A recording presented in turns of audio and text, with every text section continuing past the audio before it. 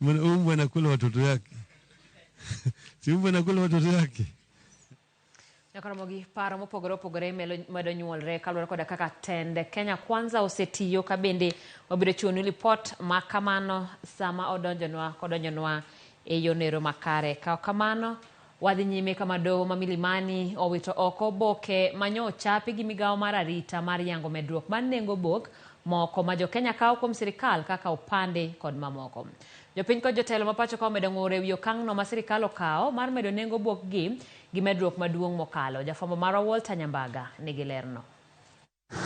En wach manyo ololot kuom Jo-Kenya e kendo pinyru ka Ja-Kenya Benjamin Magare gi Kenyi ochope doho mar pingo wachno. Doho ma Milimani kokalo kuom jang'ad buche Lawrence Mugambi owito oko ripot mar gazetno manyogo chapano e kendo ochungo keto e tim e kawo omenda momedi kuom jopiny. Ka burano ebiro mul kendo tarik 29 dwe mar 11 2023. Motelo mano japiny owuok mager kod sirikal wi omenda medwa ni mondo gigol ka gidwaro oboke mochuno kowuok kuom sirikal karanyisi en opande e kata oboke mapodho wuoth madhi e pinje ma oko. Ni ID mayande wakawo nono ni demo mwaparo ngima onego bed mayot edhe ma president wamedo ngima ma ok dayud mana sani siling 2,000 to kata manyalo tama ot. Onge kaka inyalo golo gimoro 100 to dhi 2,000. Wan kaka jo Homa Bay youth wa Homa Bay watamore parono. An nyaka donga rom kama pok aneno kama idiki dhi apply gi 1,000. Moko kuom jo od bura mane oyiero mondo mi obed kaka jogo magayo kata tayo chenro mago mondo mi odhi maber to golo paro mane e weche mag otiko kanyakla kod opande mapachoka ma en Walter Wino ja od bura ma Awendo. Mheshimiwa, wach teka kabisa. To ang'eyo ni geno biro bet, geno pod nitie.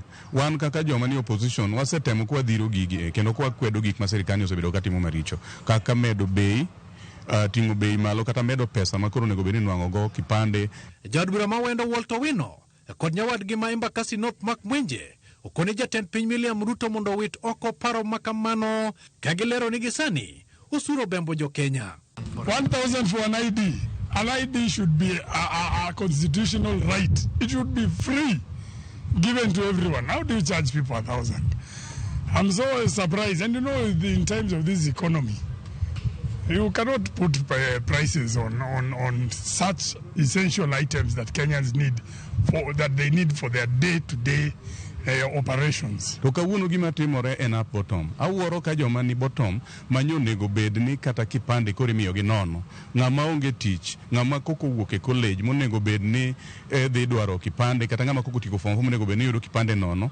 Ma samoro kata school fees onge go. Oketi ni kawuono mondo yudo pande nyako chul pesa mang'eny ma kata jonyuol samoro ok nyal yudo. Migawo mar arita kwe kokalo oboke mochwe kogno kod Profesa Kithure Kindiki ogo chapa gazet mar tarik 6 dweni moyango ne jega 18 madwaro pande koro biro chulo shillings 1,000 to ponono pande lwato edwaro mondo mi manyien Ja-Kenya biro chuno mondo chul maromo shillings 2,000. Oboke mogo chapa bendo leo ni obok mopodhi mag wuodhe madhi pinje ma oko kaka passport nengo ne omedore ka passport man kod ite 34 koro ibiro dwaro ni mondo chul shilling 7,500 kowuok e shilling 4,000 kod 500. Bende passport man kod ite 50 mane chulo shillings 6,000 koro idho nyaka shillings 7,500 passport makawaida man kod it 66 mane Jo-Kenya chulo shillings 7,000 koro medore nyaka shilling 12,000 kod 500. Kopogore kod obokego mamoko ma bende nie lendo no makata kamano jotelo mag migawo mar arita kwe koro wacho ni ogin godo gadiere ni mar nitiere mantiere kod ng'ikruok e chapango